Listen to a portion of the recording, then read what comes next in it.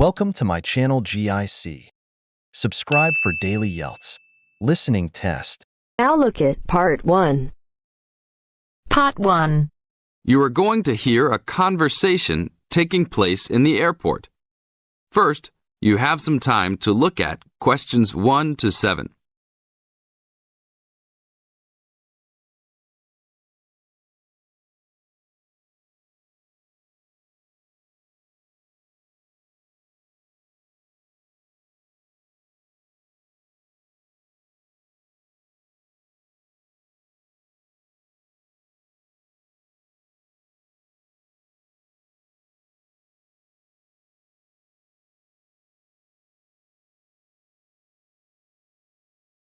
Now listen to the tape and answer the questions 1 to 7. Good afternoon. Welcome to Northwest Airlines. How can I help you today? I'd like to check in for the 2 o'clock flight to Nairobi. Okay. Oh, that flight has been moved back to 2:45. Nothing major, just a weather delay that the plane experienced in Casablanca. May I have your name, please? Sure, it's Jim Harkness. Is that Harkness with 2 S's? Yep, and that's Jim with 1 M. Got it. Oh, I see you're connecting from Beijing. You sure are getting around. Yeah, I'm the director of the Worldwide Fund for Nature in Beijing. I'm going to Nairobi for a conference on conservation planning. Fascinating. Will you have any luggage to check in? Yes, 1 bag, 1 carry-on, and 1 laptop. Fine. Put the bag on the scale, please. We are going to fill out customs forms before departure. Can I ask about the contents of your check-in bag? Sure, it's clothing, personal effects, some gifts, and a few books. Thanks. What seating would you prefer, aisle or window? I'd like a window seat, 3 rows back from those large TV screens if possible. Let me see here. We have 1 4 rows back. Is that okay? Yeah, I just hate being right in front of those screens. Then I have to watch every dumb movie that comes on. Now look at questions 8 to 10.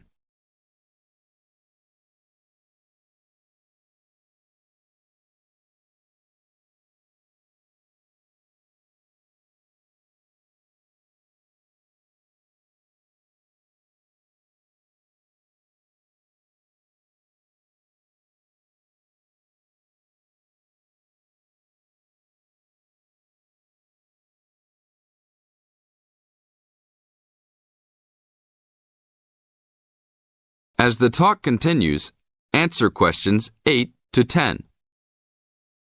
I understand. Is that your carry-on? Yes, I bought it in India last year. It sure is a nice bag. Unfortunately, I think it's too big for the overhead storage compartment. Maximum dimensions for carry-on baggage is 16 inches wide by 10 inches high by 21 inches long. Oh, well, it's okay with width and length, but it's 12 inches high. Are you sure that it won't fit? I've squeezed it in before. No, I'm sorry. You'll have to check it in with an agent prior to boarding. All right, it's no big deal. One final thing. Do you have any DVDs that you purchased in China? Yes, I have my own music CDs. Okay, that's fine. We're not allowed to transport DVDs. We're working on controlling copyright regulations imposed by WTO. Sure, I understand. Is that everything? Yes, it is. You have a wonderful flight now. Thank you. That is the end of Part 1. You now have half a minute to check your answers. Now turns to Part 2. Part 2. You will hear part of a tutorial between 2 students and their tutor. First, you have some time to look at questions 11 to 15.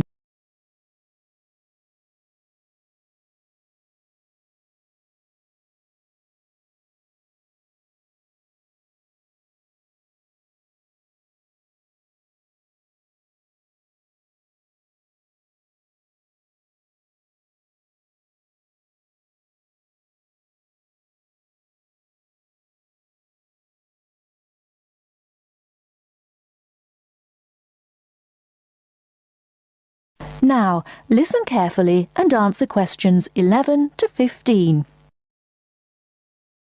Dr. Barrett? Sammy, come in. Is Irene with you? Yes. Good. Sit down. Right, we're looking at how far you've got with your research project since we last met. You decided to do a survey about computer facilities at the university, didn't you? That's right. We decided to investigate the university's open access centres and, in particular, the computer facilities. Lots of the students are having trouble getting access to a computer when they need one, so we thought it would be a useful area to research. Good, fine. It's not a topic anyone has looked at before, as far as I know, so it's a good choice. So, what background reading did you do? Well, we looked in the catalogues in the library, but we couldn't find much that was useful. It's such a specialised subject, hardly anything seems to have been published about it. And as well as that, the technology is all changing so quickly. But the Open Access Centre has an online questionnaire on computer use that it asks all the students to do at the end of their first year. And the supervisor gave us access to that data, so we used it as a starting point for our research. It wasn't exactly what we needed, but it gave us an idea of what we wanted to find out in our survey. Then we designed our own questionnaire. And how did you use it? We approached students individually and went through our questionnaire with them on a one-to-one basis. So you actually asked them the questions? That's right. We made notes of the answers as we went along, and actually, we found we got a bit of extra information that way as well, about the underlying attitudes of the people we were interviewing, by observing the body language and things like that. How big was your sample? Well, altogether we interviewed a random sample of 65 students, 55% male and 45% female. And what about the locations and times of the survey? We went to the 5 open access computer centres at the university and we got about equal amounts of data at each one. It took us 3 weeks. We did it during the week, in the day and in the evenings. Not the weekends? No. So presumably your respondents were mostly full-time students? Yes. Oh, you mean we should have collected some data at the weekends from the part-time students? We didn't think of that. OK, it's just an example of how difficult it is to get a truly random sample. So, how far have you got with the analysis of results? Well, everyone agreed there was a problem, but we're more interested in what they think should be done about it. The most popular suggestion was for some sort of booking system. About 77% of the students thought that would be best, but there were other suggestions. For example, about 65% of people thought it would help if the opening hours were longer, like 24 hours a day. Before you hear the rest of the talk, you have some time to look at questions 16 to 20.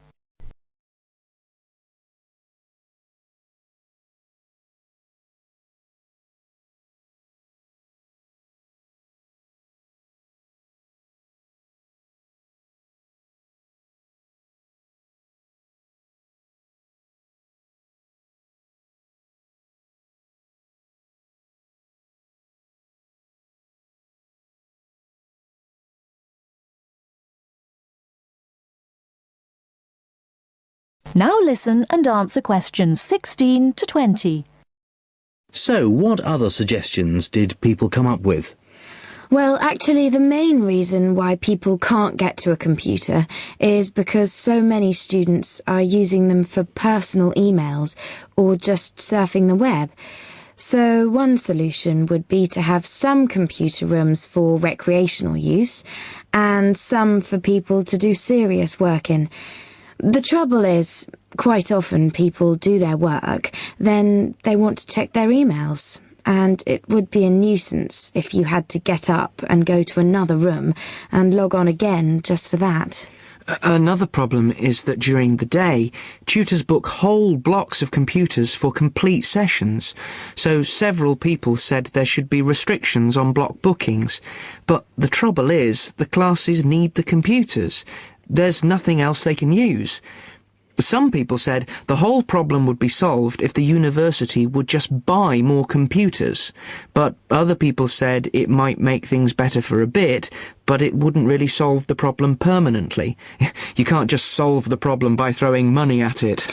And with the suggestion that the computer room should stay open round the clock, some people did point out that there'd have to be someone around all the time to make sure the equipment didn't get stolen, especially at night. So a booking system seems to be the best suggestion? Yes. Apparently some universities have a sort of queuing system. It means the staff at the open access centres have to organise it, but people say it works quite well. You go along, and if there isn't a computer free just then, you're given a numbered ticket, and then when your number is called out, you have the next available computer. Or it can be done electronically as well, but that's more complicated, and it isn't really necessary. Good. So, now let's discuss. That is the end of part 2. You now have half a minute to check your answers. Part 3. Part 3. You will hear a discussion between a professor and university students about online learning. First, you have some time to look at questions 21 to 27.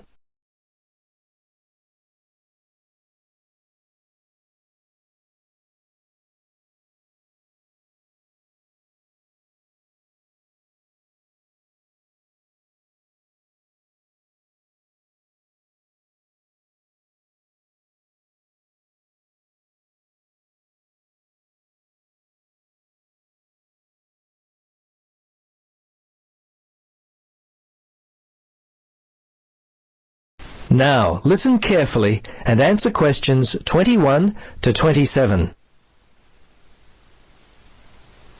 Good afternoon, everybody. As part of our education studies, we're going to continue our look at online learning and examine what it takes to be successful in this area. Perhaps I should start by asking you to answer the question. Yes, Edward? Well, I guess one of the most important things for successful study would be discipline. I mean, you don't have to physically be in a class, so you'd have to really make sure you did your coursework. Yes, this is correct. In fact, my first point relates directly to this. Make sure you regularly plan enough study and assignment time. I separate the two because although they relate, they're not exactly the same. With study time, you're focusing on general information as you plan for tests, but with assignments, you might be focusing on presenting more specific information. What else? Yes, Sylvia. Well, it seems to me that before you even start studying, you should make a well-informed and carefully planned decision about which university you're going to study at. Yes, I was going to say that too. It's important to work out where you're going to study first. And another thing you should consider is your career objective. Your course of study should relate to your job. Absolutely correct. Once you've worked out where you want to study, another thing to consider is your attitude towards study. You should build a positive attitude, take responsibility for your learning. Unlike regular classroom learning, no one will be there to stand over you and make sure that you do the work. As with regular learning, it's also important that you work hard in your own time to build your written and spoken language proficiency, as well as your ability to improve your analytical and logical reasoning. You should develop research skills which allow you to make the best use of your time. If you see something that might be helpful for an assignment, make a note of it. What about note-taking skills? Would an online learner need well-developed skills in this area? Good point, Pam. Lectures conducted online or via telephone will certainly require you to have good note-taking skills. Sometimes a copy of the lecture notes are available, but certainly you need to be able to take notes and write essays. They relate to your assignments. Another point often not considered is physical health. We all understand that physical health relates to mental health. Take care of your body by doing exercise and eating well, and you'll do better in your studies.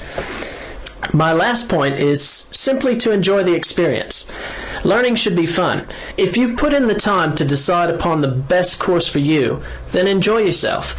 Those who enjoy their course of study are those who will typically do well. So students should choose their course well. Before you listen to the rest of the discussion, you have some time to look at questions 28 to 30.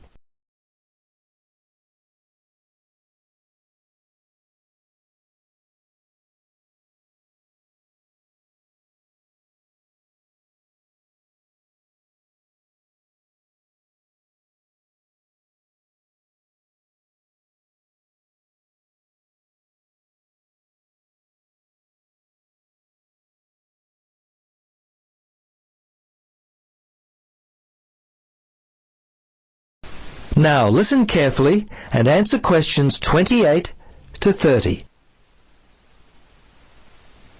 I'd now like to discuss the assignment for this part of our coursework.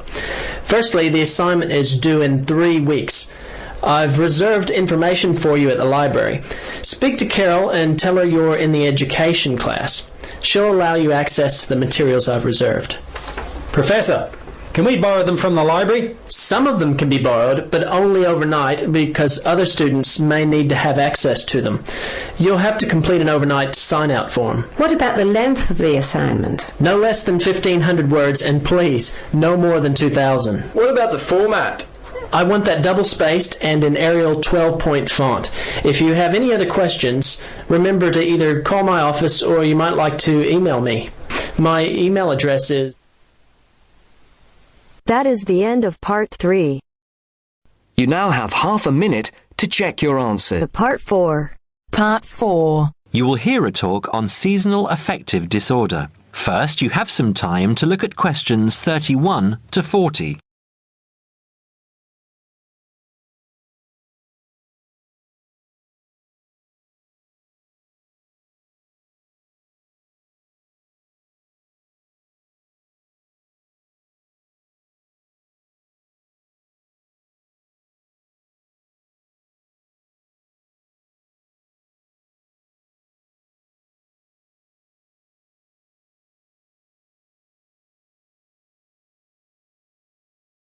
Now listen carefully and answer questions 31 to 40. In the past few years, a new condition has been identified and given a name: SAD, short for Seasonal Affective Disorder. This is now recognized as a distinct kind of clinical depression, where people become depressed at the onset of winter, accompanied by a craving for sweet things, causing weight gain. Each spring and summer would then bring on almost maniacal highs and feelings of boundless energy and happiness. Experiments to combat this depression showed that increased exposure to bright light in humans could suppress their production of a darkness-related hormone called melatonin. The light needed to induce this change was about 2,000 lux, or about 4 times brighter than ordinary household lighting. It was then calculated that if bright light could suppress melatonin secretion, then it might have other effects on the brain, including the reversal of symptoms of depression. While melatonin's precise role in SAD has not been pinned down, the theory led to effective treatment. Not surprisingly, SAD affects more people where winter nights are longer and days shorter. In the UK, an estimated 500,000 adults develop full-blown SAD in winter, and twice this number suffer the milder condition called subsyndromal SAD. About 80% of sufferers improve when given light therapy, and improvement usually comes within 2 to 4 days. Scientists are still unsure why winter depression happens, but more than a decade of research has turned up some surprising findings. Nearly 80% of SAD victims are women. Researchers are uncertain why this is so. SAD can affect people at any age, but typically it begins around the age of 20 and becomes less common between 40 and 50. SAD is comparatively rare in children and adolescents, but so far researchers have been unable to come up with a logical reason for this. As many as half of SAD sufferers have at least one family member with depressive illness, suggesting that the depression has a genetic component. Some patients experience shifts in their body clocks when they're depressed in winter. They are morning people at one time of the year and become evening people at another. What is the underlying difference between SAD sufferers and others? A clue can be found in carbohydrate craving, a common symptom. People often become obsessed with chocolate, for example. Carbohydrates alter brain chemistry by increasing the level of a soothing chemical called serotonin, a neurotransmitter that carries signals between brain cells.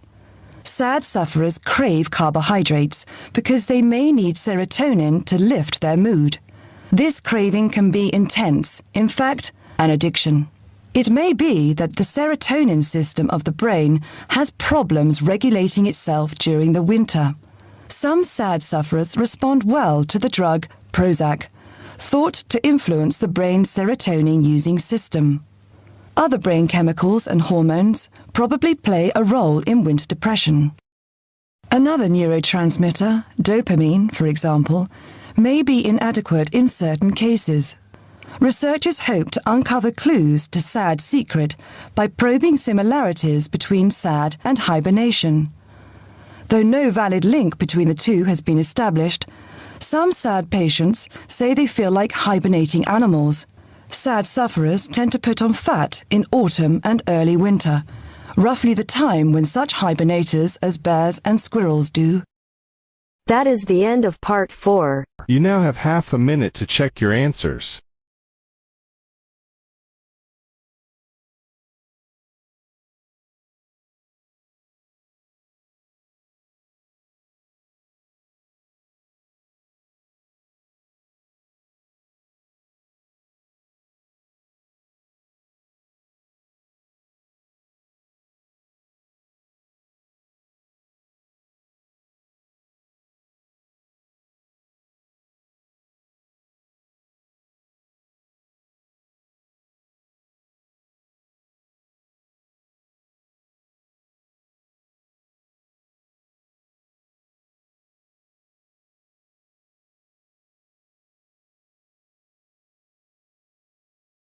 Thanks for watching. Like and subscribe GIC IELTS.